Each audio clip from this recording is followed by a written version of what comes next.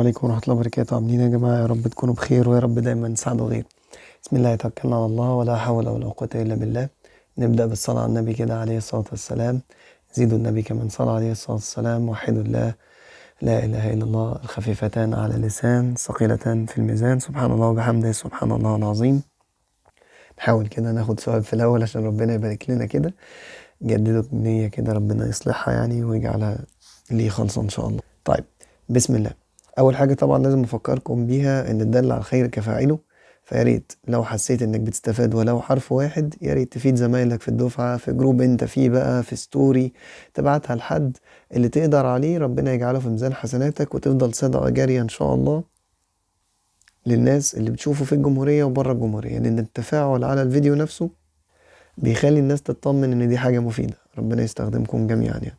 طبعا الكلام ده لو مفيد يعني، لو مضر خلاص. في الفيديوهين اللي فاتوا احنا اتكلمنا عن التعريفات، واتكلمنا عن انك ازاي تعمل جدول ورسومات للبيانات الوصفية والكمية بس المتقطعة. دلوقتي نتكلم على المستمر. المتقطعة دي قصدي اللي هي الوثابة يعني.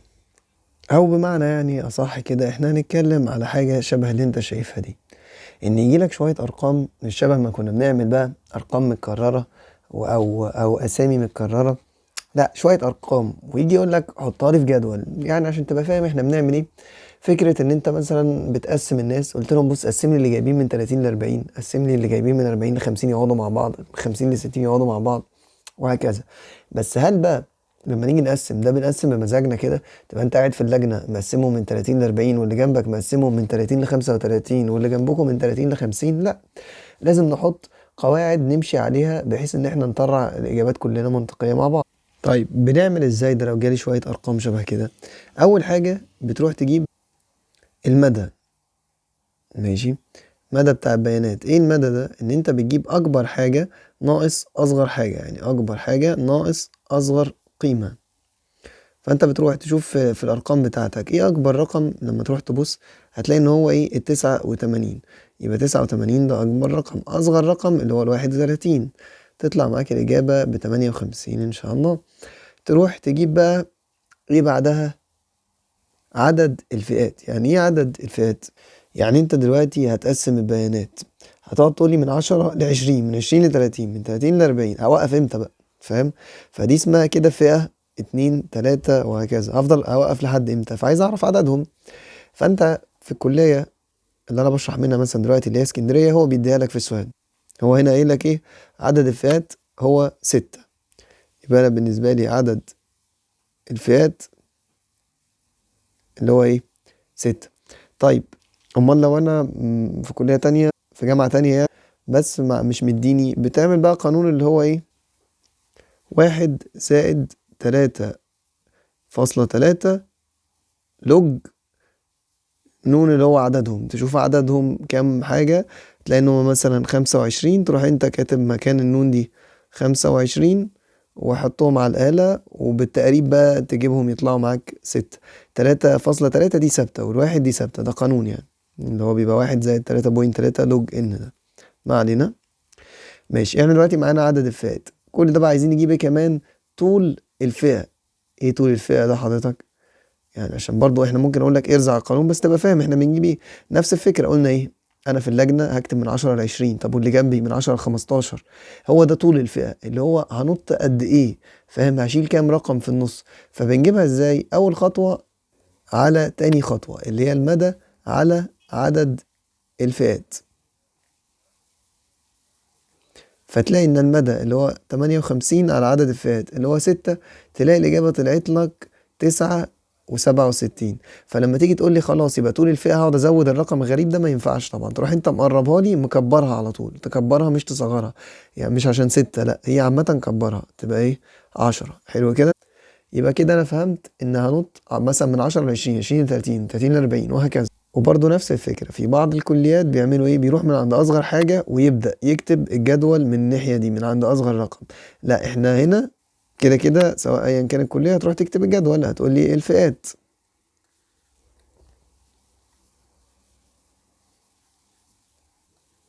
والتكرار زي ما كنا بنعمل. هي بس الفكرة لما نيجي نبدأ الفئة هنبدأ من 31، لا احنا هنبدأ يعني من رقم منطقي اللي هو ايه، بنشتغل بالخمسات كده، يعني يا 30 35.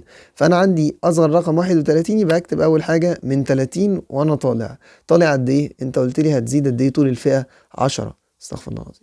يبقى من 30 ل40 مثلا. فهي بعد كده تبدأ من 40 ل50، ومن 50 ل60، ومن 60 ل70، ومن 70 ل80، ومن 80 ل90. طب افضل مكمل؟ لا حضرتك مش تفضل مكمل. ليه؟ لان اولا في حاجتين منطقيين. اولا احنا قلنا عدد الفئات هو قايل لك كام؟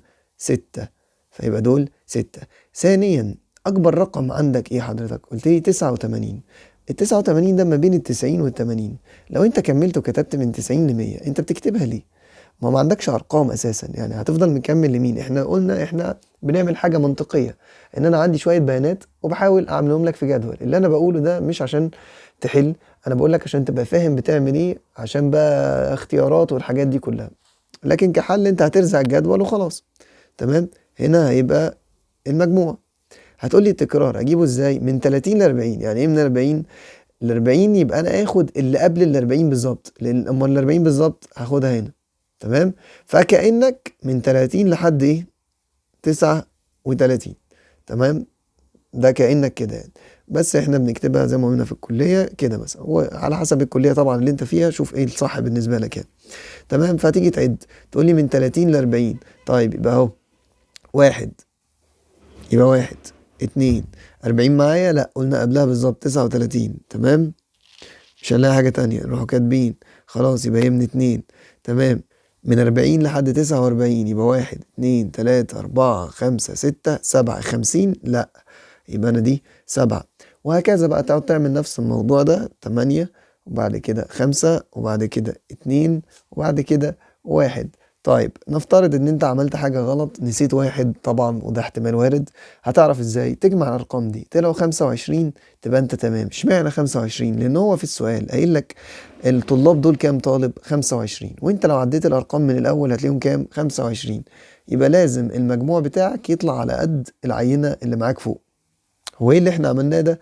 احنا عملنا جدول التوزيع التكراري اللي هو ده. شكرا. حلو كده، يبقى احنا عرفنا نجيبه. طب قال لك التكراري النسبي، شفناه قبل كده. يعني ايه التكراري النسبي؟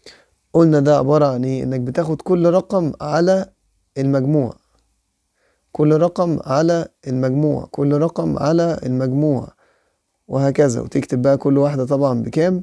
يبقى هو ده التكراري النسبي بقى، فاصلة، فاصلة 4، وهكذا. وقلنا مجموعهم دول لازم يبقوا كام؟ ب1. يعني مجموع الجدول بتاع التكراري النسبي دايما بكام؟ ب1. يجي يقول لك الرسومات بقى بتاعت اللي هي الكميات المستمرة. أول واحد يقول لك إيه؟ المدرج التكراري. شبه مين ده بقى؟ ده شبه الأعمدة البيانية بالظبط، بس الفرق إن هما إيه؟ لازقين في بعض. إزاي؟ هنروح نحط الأرقام اللي معانا اللي هي إيه؟ 30 40 50 60 وهكذا. يبقى يلا بينا نكتب 30 40 50 60 70 80. وفكرة دي الأرقام العربي يعني المفروض لو عارفين يعني فاهم. 90. ده حقيقة. تمام. وهنا ايه؟ من 1 لحد كام؟ 8. يبقى انا خلاص اشتغل وحايد. ده طبعا بالنسبة للكليات اللي هيبقى فيها رسم. طب انا كليتي مثلا دلوقتي ما فيهاش رسم، انا باخده ليه؟ عشان ممكن يجي لك اختيارات تطلع من عليه. ازاي؟ هنشوف.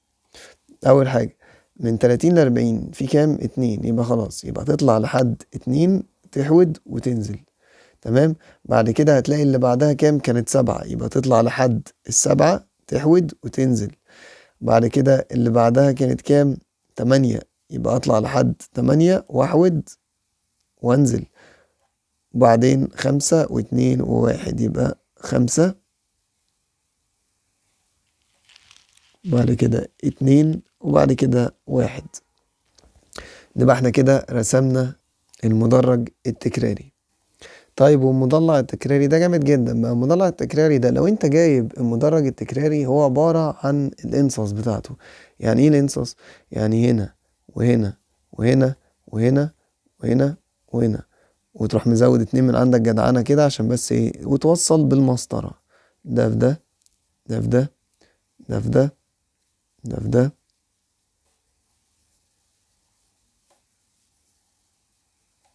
طبعا يعني مسطرتك هتبقى احسن، وهكذا. ده المضلع التكراري. قال لها طب هل لازم يعني اكون جايب المدرج؟ لا، ممكن تروح انت تجيبه من غيره كده، تروح انت تعمل الكلام ده. طب انا هعمل الكلام ده ازاي بقى اساسا؟ الانصص. يعني ايه الانصص؟ اللي هو من مركز الفئة. يعني ايه مركز الفئة؟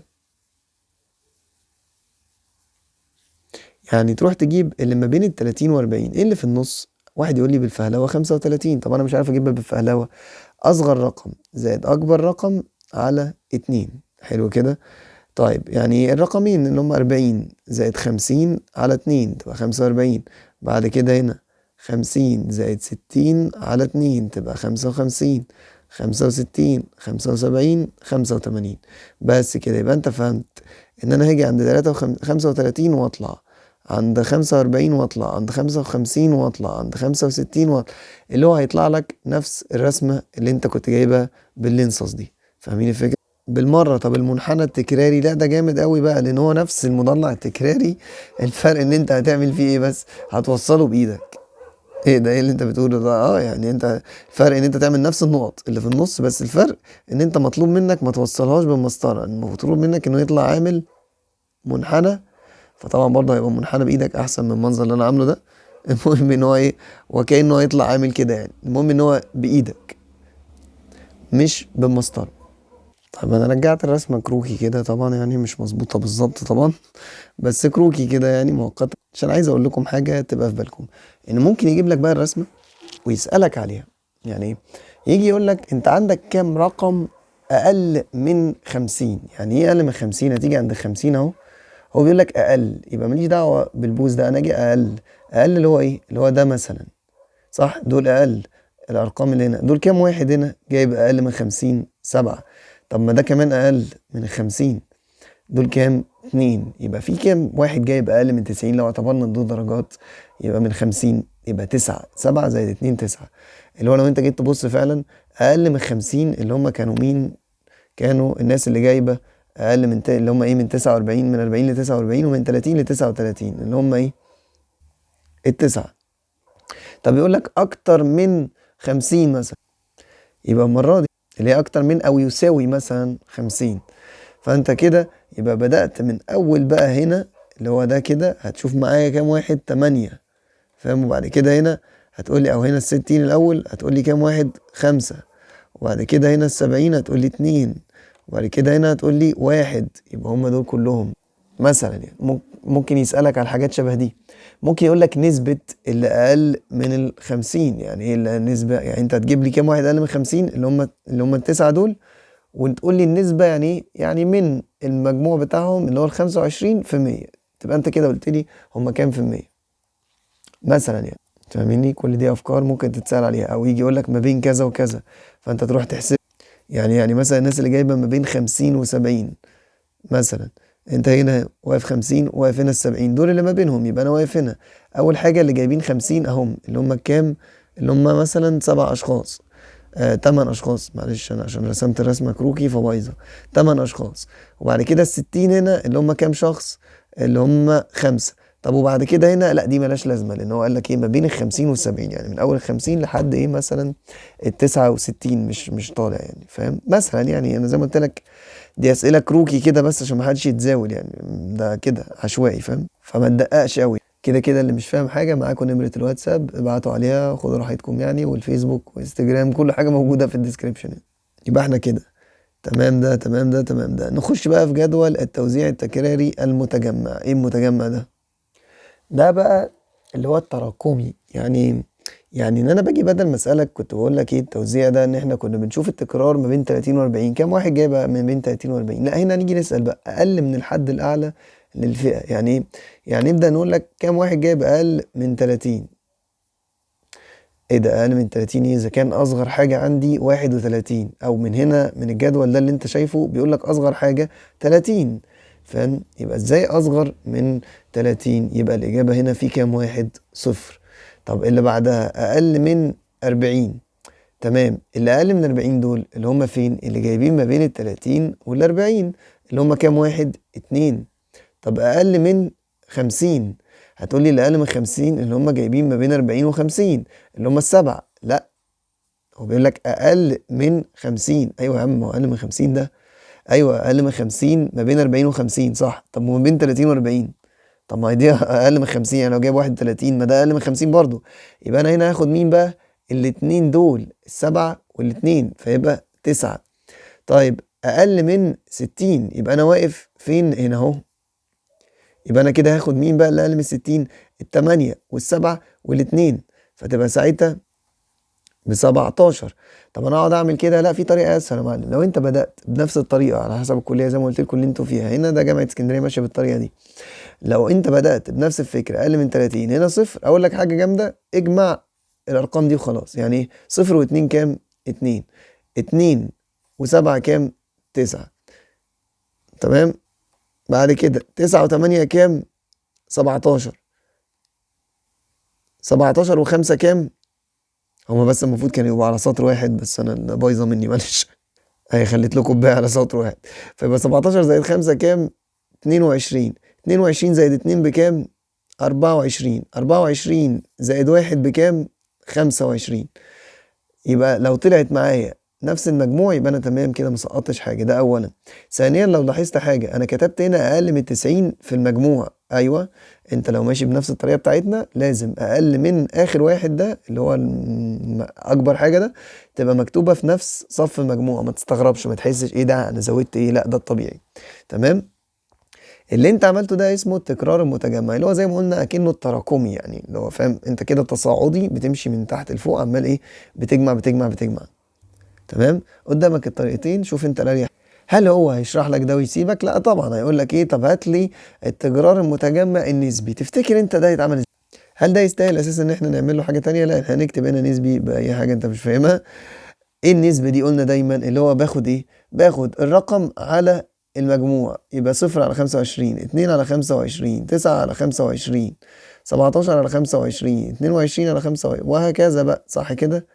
هو ده ايه النسبي. تمام. بس اي بقى نسبي هو بيقول لي عليه بروح جاي اعملها على المجموع، الا بقى لو كان عايز كمان في 100 بقى تروح مديها له في 100 بقى هو كمان، فاهم؟ واخيرا طبعا يقول لك ايه، ارسم المنحنى التكراري المتجمع. يبقى مفرق ما بين حاجتين. هنا قال لي المنحنى التكراري، واحنا هنا كنا بنتكلم على التوزيع العادي، مفيش اي مشكله. فده ساعتها قلنا ان هو ايه، الرسمه بتاعتي عادي وكده.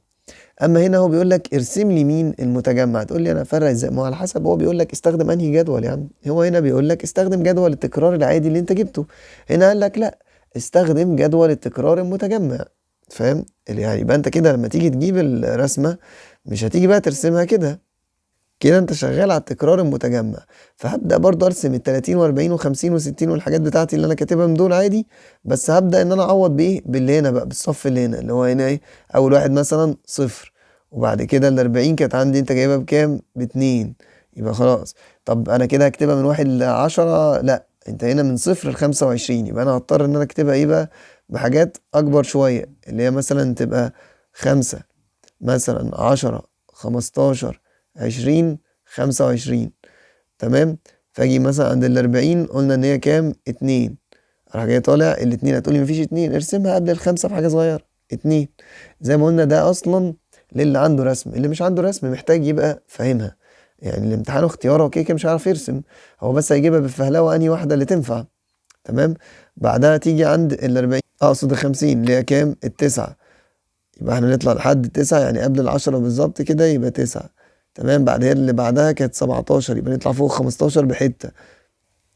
بعد كده 22 يبقى فوق ال20 بحتة. بعد كده 24 يبقى أنا هنا أروح جاي موصلهم برضو بإيدي، وتلاقي إن هو عامل المنظر الجميل. طيب ممكن يبدأ يسألك أسئلة، يقول لك مثلا كام واحد جايب أقل من 65؟ هتقول لي ثانية، 65 إزاي أعرفها؟ إزاي من هنا؟ أنا ما عندي 60 70 80 كده.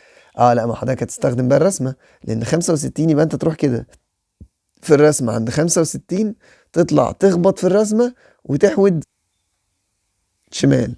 تمام. لو مظبوطة، لو مظبوطة يعني هتطلع كام؟ 19. بس احنا عشان زي ما قلت لكم احنا رسمنا ايه، كروكي كده، هتطلع الإجابة دي 19. يبقى اللي أقل من ال65 كام واحد؟ 19. انت مش تشغلش بالك برسمتي، انت تشغل بالك بايه، ان هو هيبقى مديلك الرسمة مكتوب فيها الأرقام، فانت هتخبط، تخبط هنا وتحود شمال تلاقي الإجابة بتاعتك. جيت قلت لك طب عايز اللي اكبر من 65. شغل دماغك بقى. احنا اللي اقل من 65 كانوا كام واحد جايبين اقل من 65؟ 19، صح كده؟ طب اجيب ازاي انا بقى اللي اكبر؟ قدامك طريقتين.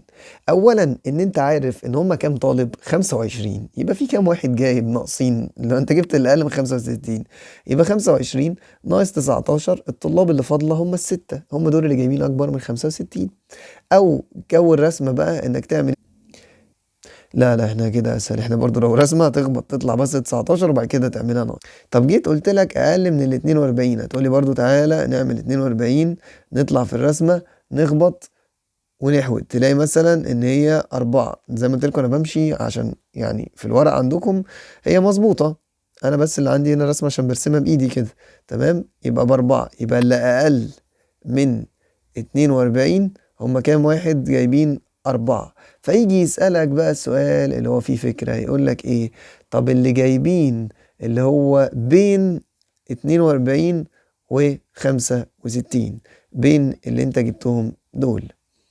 فهنا قدام حضرتك يا تشتغل بالرسمة يا تشتغل بالأرقام اللي انت جبتها، والاتنين هيطلعوا لك نفس الإجابة. ازاي؟